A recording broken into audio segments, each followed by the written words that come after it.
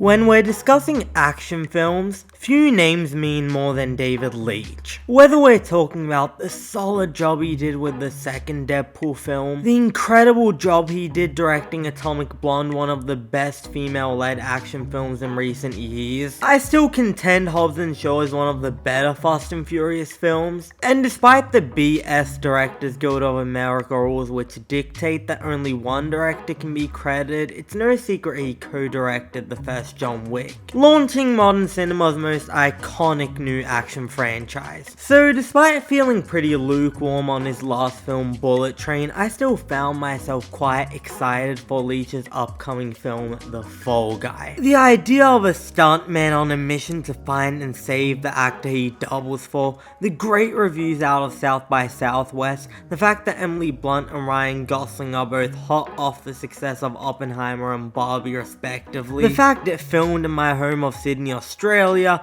my unending desire to see Winston Duke and more things, the fact it's a big budget original action film.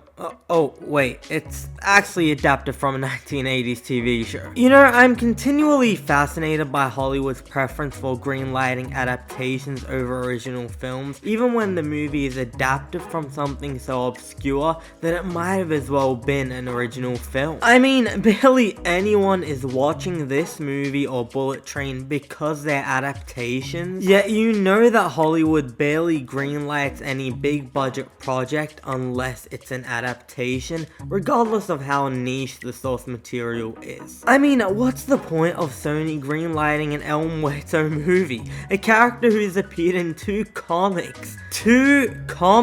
At that point, you lose nothing by creating something new and going wherever you want with it, but I digress. After all, I'm not here to rant about Hollywood, I'm here to tell you that The Fall Guy is a solid action movie and a fun time at the cinemas, even if it shares more in common with the middle tier of David Leitch's filmography than it does with the upper tier. This is the second movie Ryan Gosling has starred in which is titled something similar to The Something Guy, and though it isn't quite as flawless and well crafted in its sense of fun as The Nice Guys is, it similarly doesn't take itself seriously, and it's all the better for it. Beyond just being an action film, this is an action comedy, and a lot of the laughs genuinely work. It helps to have Ryan Gosling as your lead, who in the past couple of years has proved himself to be a dime of a comedic actor.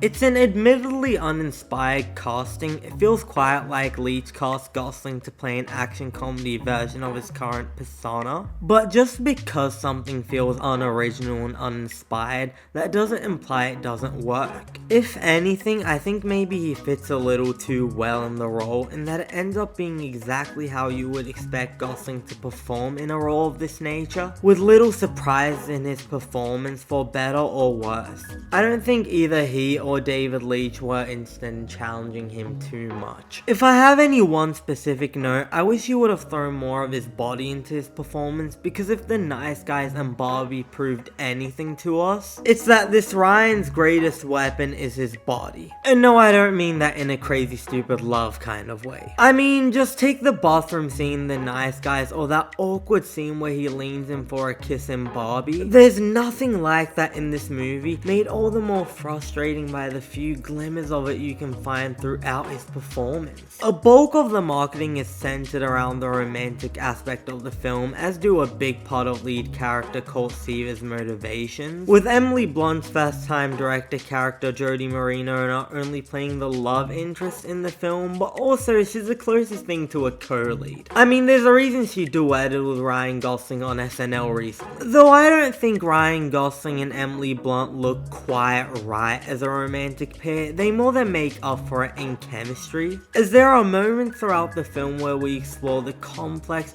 fraught nature of their relationship in ways that are just as funny as they are meaningful. And through the moments of witty banter, I found myself genuinely caring whether or not they would succeed by the end of the film, which isn't an easy feat for a movie with so much going on already. Luckily, the movie is smart and efficient enough to craft its story in a way where the romance subplot subplot isn't a subplot, but instead an integral part of the story. Jodie is the director of the film, in which Colt is doubling for, so saving Tom Ryder, the star of the film within a film played by Aaron Taylor Johnson, means saving the entire production and by extension his feelings for her. Speaking of Aaron Taylor Johnson, the dude has been having quite the resurgence lately between Bullet Train, Tenet, this film even starring in Robert Eggers' upcoming remake of Nosferatu, and this just might be my new favorite performance of his. He's just hilarious, brilliantly bringing to life the archetypal role of the self-absorbed star actor with main character syndrome.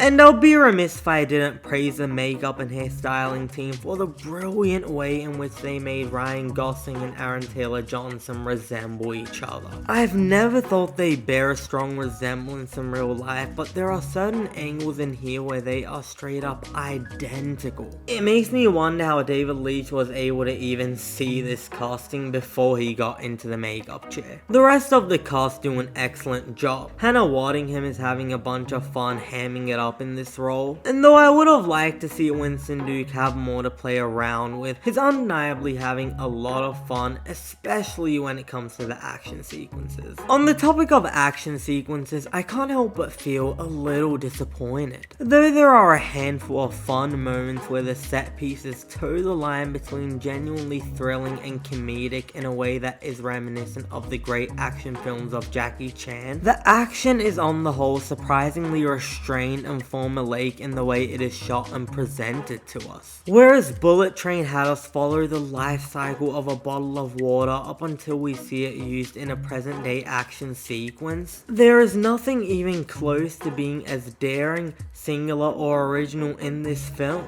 Atomic Blonde's centerpiece was the unforgettable long take action sequence, whereas the centerpiece of this film is Ryan Gosling hanging off a camera rig. It works, but at his best, a David Leitch action film does more than just work. In fact, the best moments of action within the film occur at the midpoint, leading us to a whimper of a third act. When crafting a third act, you have two options, two paths to success. You either up the spectacle in the same way they did in John Wick Chapter 4, or to use a recent example, Luca Guadagnino's Challenges, or you personalize the stakes and deliver on something much smaller in scale but intimate in scope. Similar to Captain America Civil War. The Fall Guy does neither of these things, leaving it in an awkward place. With that said, I would still recommend The Fall Guy to most audiences, because where it disappoints as an action film, it's generous enough to succeed as a comedy and a romance, delivering on an entertaining time at the movies. In spite of its uninspired action sequences, the cast is having a hell of a time, and there are aspects of the visual presentation that I found to be quite impressive and funny, whether it's the recurring image of a unicorn to signal that a character is high out of their mind, or the creative way in which this movie presents its opening title sequences. And the story has enough twists and turns to always keep you guessing,